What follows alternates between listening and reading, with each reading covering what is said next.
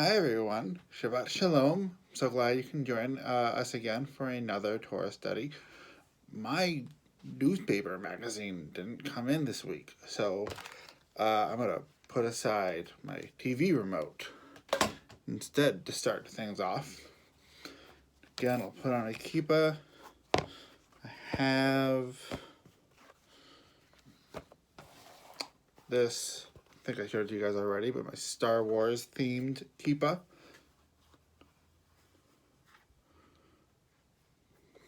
Alright, it's all ready to go. Now we're going to do some Torah reading before we have to read it to know what we're going to study. Today we are reading a portion called Emor. It is towards the end of Leviticus. We've almost read the whole book of Leviticus together during this pandemic.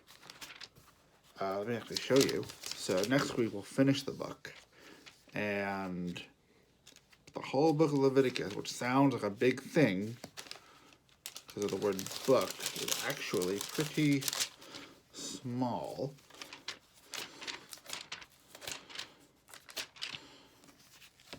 So we've kind of gone over this before in other ways, but this is the book of Leviticus, just that section.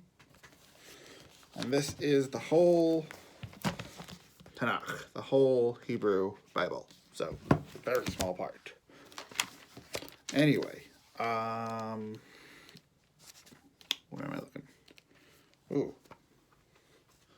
Sometimes the kippah does not stay on as well. Just funny, you'd think with a hair clip and all of my extra hair, because I haven't been able to get a haircut, I would be, it would fall off less, not more, but oh well. Okay, so first we say our blessing. Baruch atah Adonai Eloheinu melech haolam asher kidshanu b'mitzvotav v'tzivanu la'asuk b'divrei Torah. Blessed are you, Adonai, our God, sovereign of the universe, who hallows us with mitzvot, commanding us to engage with words of Torah. Okay. And today we're just reading a little bit. There we go. Okay. So God is telling Moses to tell the people just things about different holidays that they're supposed to be celebrating. The priest shall elevate these, the two lambs, together with the bread of first fruits, as an elevation offering before the Lord. They shall be holy to the Lord for the priest. On that same day you shall hold a celebration. It shall be a sacred occasion for you. You shall not work. This is the law for all time in your settlements throughout the ages.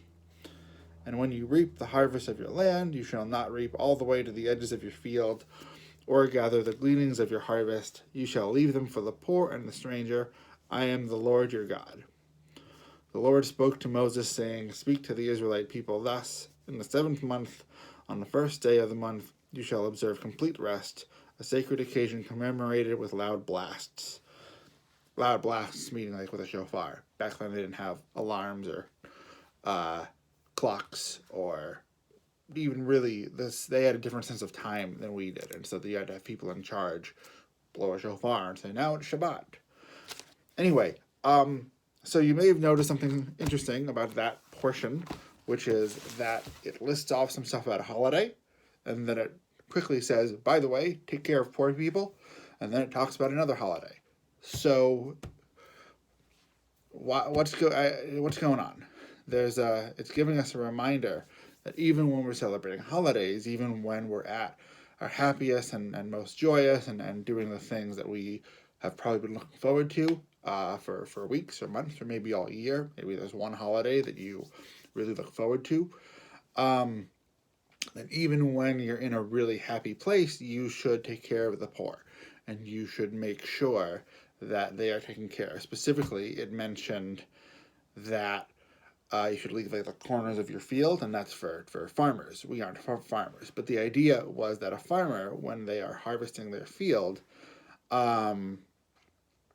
they're going to leave some parts undone just by accident, because whenever you're doing something, you're probably going to miss one part here or there, and usually you would go back and fix it and just make sure you got everything correctly. If, say, you are painting a picture or doing some physical arts and crafts, you're going to do it, and then you're going to look at it and say, oh, I missed this part, I didn't color this part, I didn't do this in the line, or with your craft, but oh, I didn't tie this tight enough, whatever.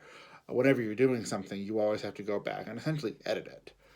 But what the Torah is saying is that, at least when it comes to food, when you leave something behind, when you accidentally don't get everything that you need, that's okay. You should leave it there, because back in ancient times, if a poor person came across a farm and there were things laying around, that the law was that they could pick it up.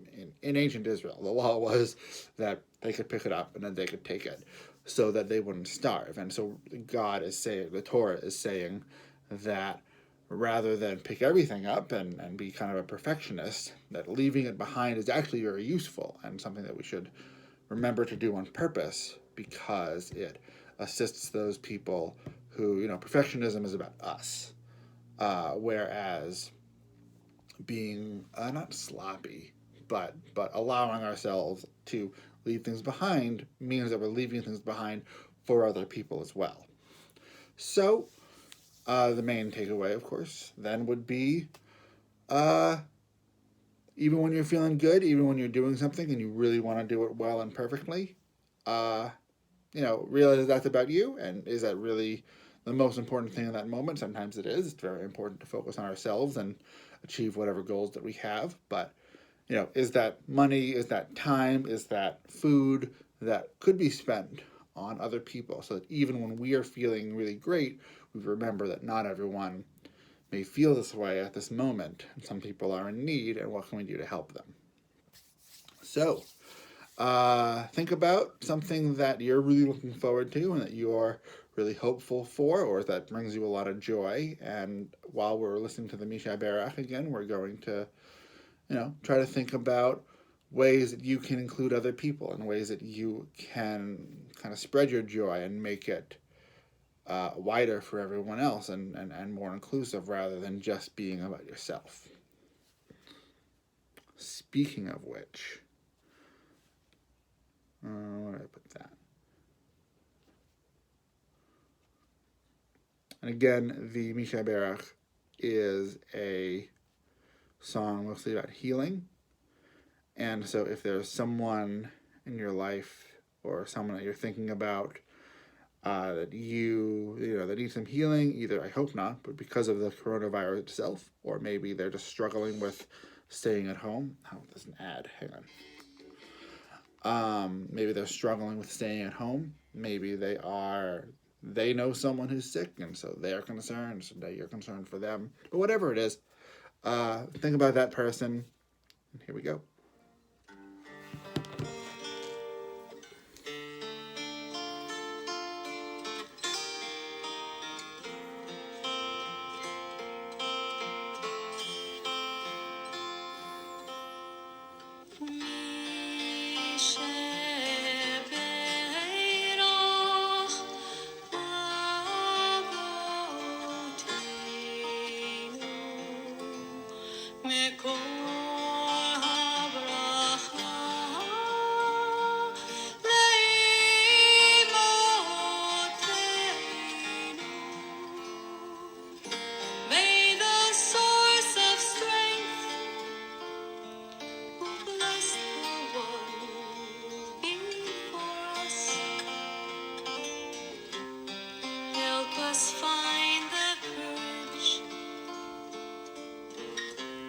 To make